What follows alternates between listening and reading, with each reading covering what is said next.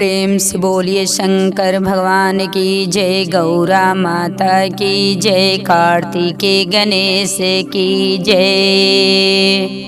तो देखिए गुरु बहन, आप लोग के बीच बहुत सुंदर शिव चर्चा की कथा सुनाओ तनी। हमरी कथा की आप सब शुरू से लास्ट तक सुनो आ सुन के कमेंट बॉक्स में हर हर महादेव लिखब। देखी ई एगो लड़की के कथा आवे, औरत के कथा आवे, हमरे कथा के आप सब सुनो तब्बे जानम की कथा के का भाव बटे, का रहस्य रहला, का ज्ञान रहला कि बकरी एगो कैसे दूगो इंसान के बच्चा के जन्म देहले वाली। आप सब गुरु बहना हमरे कथा के सुनम तबे कथा के पूरा जानम की कथा में का भाव रहल हवे।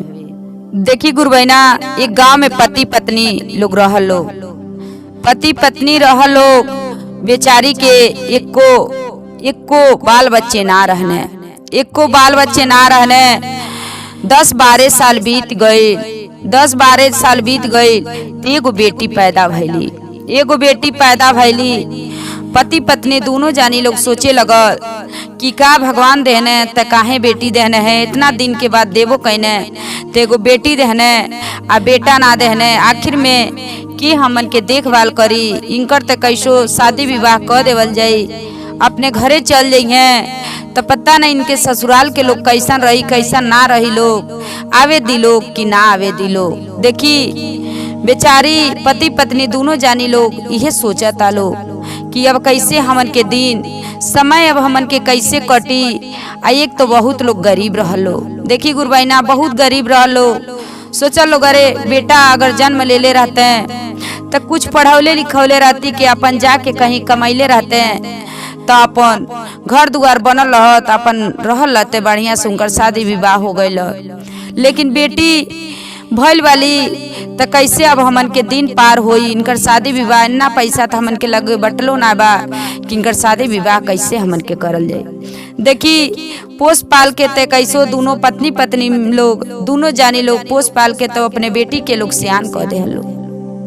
जब बेटी गुरु बहना देखी सियान हो गई वाली तो केहू ते अपने बेटी अपने घरे ना रखी, सब केहू के बेटी के तो शादी विवाह होइबे करेला। तू लोग देखी कैसे वो नगर में लोग रखे लोग। अब सोचे लगा लोग कि बेटी के तो इतना पढ़ौले भी ना रहनी, हमरे लगे इतना धन दौलत बटलो ना बटे, अब पढ़ौलहू नहीं बटी, आ कैसे इनकर कौन इतना पैसा धैलहू नहीं बनी, इनकर शादी विवाह हम कहाँ खोज के करी कैसे।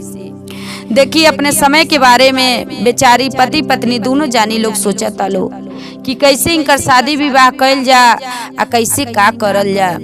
देखी ऐसे लोग सोचता लोग। तो एक दिन ऐसा भइल कि देखी भगवान जब वो लोग भगवान के नाम से तनको पूजा पाठ कुछ लोग ना करत रहल, तो देखी एक दिन का भइल कि खुद के शादी तो लोग खोजत रहल, खुद के रास्ता धके उनकर लड़की के बाप जात रहने। जब लड़की के बाप जात रहने तो सोचने कि केहू से पूछी अपने बेटी के शादी के बारे में कि शादी के जरूर केहू बताए तबे न उनके दरवाजे पे जाए। तो देखी उनसे पूछल गई, तू बताओने, कहने कि हाँ एगो शादी बाटे कि उनका लड़का के बाप ना बने, माई वाली बाप ना बने। तो पूछने कैसन लोग बाटे लोग, लड़की के बाप पूछने कैसन, कहतने सब कुछ सही बाटे। कितना वो पूछने की दान दहेज, कहने हमरे लगे तो इतना धन दौलत तो बाटे ना कि हम दान दहेज दे पाई, कि हम दान दहेज ना दे पाई। अरे हमार लड़की के अंदर कर्तव्य बाटे अपन जाके वहाँ सब कुछ करिए, लेकिन हमरे तो दान दहेज ना बा, सामान दे दे कुछ, लेकिन हमरे लगे दान दहेज ना बा कि हम ना दे पाए। देखी ऐसे बतिया के अने जब घरे अपने कहने ठीक बा जा तनी वैसे कह दे तनी। लड़की इनकर बहुत सुंदर रहली, जो लड़की रहली बहुत सुंदर रहली। आ जब बहुत सुंदर रहली देखी उनकर सुंदरे पे शादी तय हो गई, उनकर सुंदरे पे शादी तय हो गई। बाप के माई के एको दान दहेज ना देवे के पड़ल, वो पति पत्नी के एको लड़की के दान दहेज ना देवे के पड़ल। जब घरे गईली अपने ससुराल में गईली तो कुछ दिन बीतल तो देखी नहू के भगवान एको लइका नहीं होता ने, एको लइका ना होता ने। सास कहतली कि का हो कैसी का करतलू कि कुछ आज लेते एगो हमके नाती ना खिलावे के मिलल। देखी बेचारी कहतली कि ये बताई मम्मी हमरे हाथ में ना बा कि दिए। अरे दिए तो भगवान भोलेनाथ दिए, महादेव जी दिए। देखी वो लड़की जो रहली तो भगवान के भक्ति रहली, भगवान के भोलेनाथ के बहुत पूजा करत रहली, मन में हमेशा महादेव जी की बहुत मानत रहली। देखी लेकिन उनके नैहर में भी उनकर माई बाप ऐसा लोग ना रहल कि पूजा पाठ के, लेकिन ई नैहर में अपन भगवान के महादेव जी के अपन पूजा करत रहली। देखी जब ससुराल में अली बेचारी तो कुछ समय बीतल तो देखी लड़की के जौन पति देव रहने उहो बेचारा मर गई ने, वो मर गई ने। अब सास काली ल एको रोली अकाली बाद में ल आज लेते एको लड़का के जन्म भी ना देहलू, अपने पति देव के भी खा लेलू। अब के हमन के दिन रात के बाटे। अब देखी अब दोनों सास पतोई में दोनों जानी में अब तकरार होखे लगल। जब होखे लगल तब सास के भी ना मांग बाटे, अब पतोई जौन लड़की वाली उनकर भी मांग ना बाटे। देखी दोनों जानी के नावे तो अपन आधा के हिस्सेदार दोनों जानी लोग बाटे लोग, लेकिन लड़की अपने नैहर में ना आईली, माई दादा से लगे ना आईली, माई दादा के लगे ऐसे ना आईली कि यो माइयो दादा जौन रहल लोग तिहो लोग भगवान के नाम के थोड़ा सा लोग विश्वास ना करत रहल। आ लोग कहीं जात रहनी अगर महादेव जी के चर्चा में तो दोनों जानी मिल के लोग हमके बोलत रहल, भले इसका लोग जन्म देले रह लोग, लेकिन हमरे कर्म के लोग बनावल लोग ना है। हम कहीं भी अपन कर्म अगर बनावे जात रहनी तो हमरे के रोक लोग लगा देत रहल। तेही ईर्खा से बेचारी अपने नैहर में ना गईली। जब नैहर में देखी गुरबैना ना गईल वाली, अब का कैले वाली अपने ससुराल में ही कहनी हम दूसर शादी विवाह तो केहू के साथे ना करब। जब एक से ना सुख पौनी हे महादेव जी तो दू गो से सुख मिली ना मिली। देखी का कैले बाटी, एगो बकरी पोसले वाली आ सोचले वाली कि बकरी ही पोस के अपन ओकर सेवा सत्कार करब। वही में अपन देखी बकरी पोसले वाली केहू ज्ञान देहल कि का करे बकरी पोसतलू सबसे बढ़िया कि एगो लिया के गाय रखतू एकरे जगह तो बहुत बढ़िया रह। देखी गाय रखतू कहली ना हम बकरी, हमार मन में इहे बा कि हम बकरी रखब तो बकरी रखब। देखी उनके सब महादेव जी देखौले बाने, उनके बुद्धि देता ने, उनके ज्ञान देता ने। बकरी बेचारी बकरी पोसली आ उनके गर्भ से तो भगवान उनके एको तो लड़का ना रहने, एको बच्चा ना रहने। देखी अब बकरी के पेट से देखी उनके महादेव जी कुछ समय बीतल बा तो बकरी के पेट से दू गो बच्चा के जन्म देले बा। बकरी जौन बाटी तो दू गो लड़का के जन्म देले वाली, दू गो जब लड़का के जन्म देले वाली अभी अपने मन में सोचे लगली कि आखिर में चलो केहू ना बा तो बकरी ही तो दू गो बेटा के जन्म देहले वाली। अभी नहीं के पोस पाल के सियान क के अब अपन बेटा बनाई। गांव के लोग लगल सोचे कि कहाँ से बकरी, जब बकरी बच्चा देली तो देखी गांव के अगल बगल के लोग से कहली कि हम बजन बकरी पोसले रहनी, बकरी दू गो बेटा के जन्म देले वाली। अब देखी गांव में पूरा शोर मच गई कि बकरी रखले रहली, अब बकरी के पेट से दू गो लड़का पैदा भइल बाने। देखी गांव में नाम चले लगल, सब महादेव जी के देखी कृपा से हो ताटे। अब देखी धीरे धीरे महादेव जी वो विधवा औरत के देखी वो लड़की के कितना धन दौलत सब कुछ भरतनी, सब कुछ दे तनी। अब लड़का के का कैली, बकरी के जौन दू गो बेटा पैदा भइल ने, इंसान के बच्चा के जन्म देले रहली, उ दो लड़का के जैसे पोसल पालल जाला, जैसे सेवा सत्कार वैसे पोसली पलली आ बकरी के ही दूध पियौली। देखी धीरे धीरे लड़का के पोस पाल के सियान क देहली। आ जब लड़का थोड़ा सा बढ़न हो गई तो दोनों के अब स्कूल भेजे के तैयारी कैली।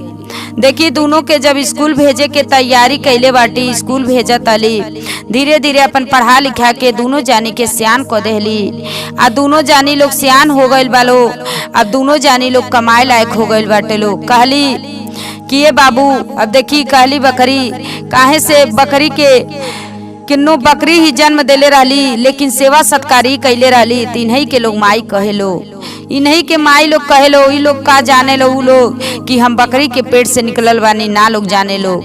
देखी कुछ समय बीतल, जब लड़का सियान हो गई ने, अपन कहली ए बाबू अब ते कमाए धमाए लायक लोगन हो गइल वाला, पढ़ा लिखा देले बानी।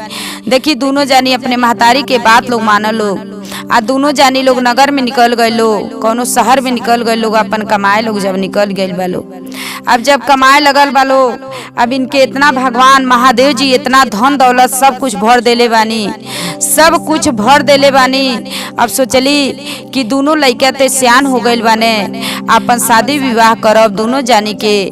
तो बेनो ना तो सियान हो गइल बाने, अब ना शादी हुई तो कब शादी हुई। देखी दोनों जानी लोगन के कहली, आ जात रहली चर्चा में। जब चर्चा में जात रहली, गुरबहिना लोग से कहली के गुरबहिना देखी हमार 2 बेटा बाने, और दोनों बेटन के शादी करे के बाटे। आप सब कोनो बढ़िया लड़की बतौती तो हम शादी कर देती, अपने दोनों बेटा के करब शादी, देखे साथ करब। देखी गुरबहिना लोग बताओ लोग ठीक बाटे। अब दोनों जानी के अपने लड़का के दोनों जानी के शादी कैली।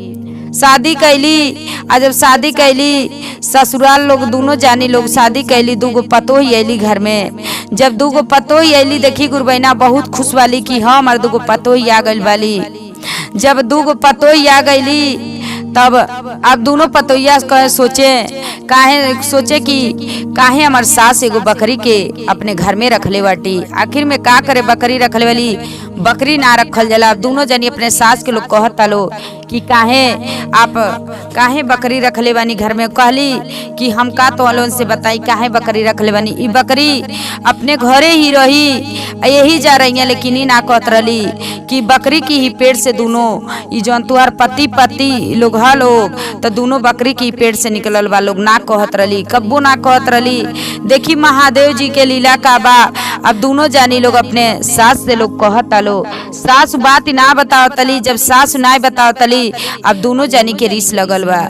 दोनों जानी अपने सास के लोग कहता लो, प्रतिदिन के इनकर काम बा ये कि कुछ प्रतिदिन ही जातली खा बना के धो देतनी, बना के को के धो देतनी। ती जातली पता नहीं कहाँ ही जातली। अब प्रतिदिन के इनकर ये काम बा। ई ना जानतली कि बाहर कौनो काम होला, हमन के तो अंदर कही देतनी बाहर कौनो काम होला, कुछ ना जानतली। देखी अब ऐसे धीरे धीरे गुरबहिना दोनों उनके पतोही के रीस लगल बा। अपने सास के लोग झट बुझत लोग ना आइबा। अब बेचारी अब अपने समय के रोएली कि देखो महादेव जी हमार सब जीवन सब सुधरनी, लेकिन 2 बेटा के पोस पाल के सियान कैनी, लेकिन ई लोग दोनों पतोही लोग आयल बा हमरे साथे लोग का करता लो। देखी अपने पतोहे से दोनों बात बकरी के बारे में, दोनों जानी के बकरी के बारे में बात बतौली, अपने बेटा से ही बतौली, तब जाके लोग बात माना लोग। तो देखी गुरबहिना कोनो भी बात रहेला वैसन तो कभी भी ई ना कहल जला केहू से छिपाए के ना चाहिए। सब केहू के घर परिवार में सब केहू से बता देवे के चाहिए। तो देखी आप सब हमरे कथा के शुरू से लास्ट तक सुनम, तो कथा के आप सब भाव जानम। हर हर महादेव।